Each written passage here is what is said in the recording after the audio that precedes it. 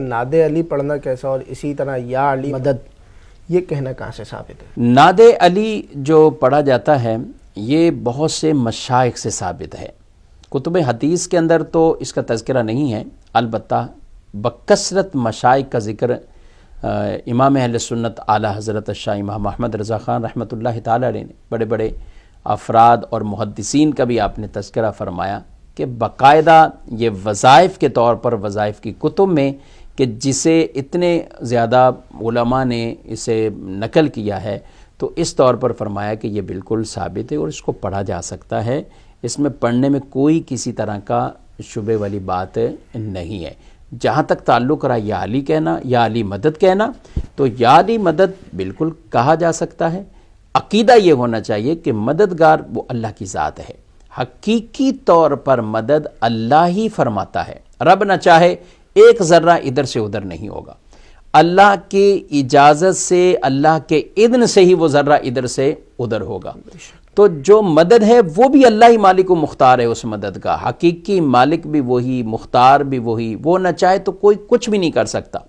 لیکن اللہ نے ہی جن کو طاقتیں دی ہیں، اللہ نے ہی جن کو یہ استطاعت دی ہے کہ وہ اللہ کی عطا سے مدد کریں، تو ان میں فرشتے بھی ہیں، ان میں انبیاء کرام بھی ہیں، ان میں اللہ کے پیارے نیک بندے اولیاء کرام بھی ہیں.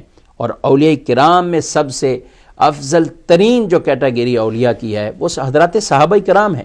اور حضرات صحابہ کرام میں سے بھی سب سے جو افضل ترین صحابہ ہیں خلفائے راشدین ہیں، اور مولا کائنات رضی اللہ تعالیٰ عنہ ان خلفائے راشدین میں سے ہیں، چوتھے خلیفہ ہیں. تو یہ بات یاد رہنی چاہیے کہ جب ہم اللہ کے کسی پیارے کو مدد کے لیے بلاتے ہیں تو یہ عقیدہ، اس عقیدے کے ساتھ کہ اللہ مددگار ہے، اللہ کی عطا سے یہ مدد کریں گے.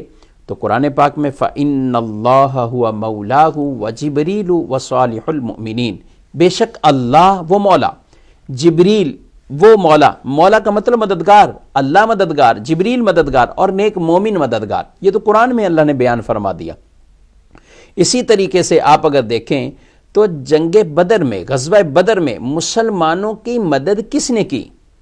اگر آپ اس طرف جائیں گے تو مسلمانوں کی مدد کس نے کی تو ہر بچہ بولے گا مسلمانوں کی مدد قرآن نے بیان کیا، فرشتوں نے کی ہے. تو فرشتے اللہ کی عطا سے جب مدد کر سکتے ہیں تو پھر اللہ کے نبی کیوں نہیں کر سکتے، اولیاء کرام کیوں نہیں کر سکتے؟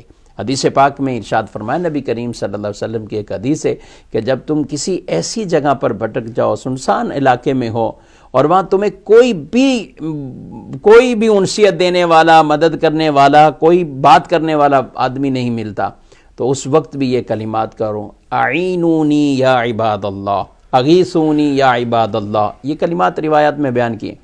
فرمایا کچھ اللہ کے بندے ایسے ہیں کہ ہم انہیں نہیں دیکھ رہے مگر وہ وہاں موجود رہتے ہیں اور وہ مدد بھی کرتے ہیں.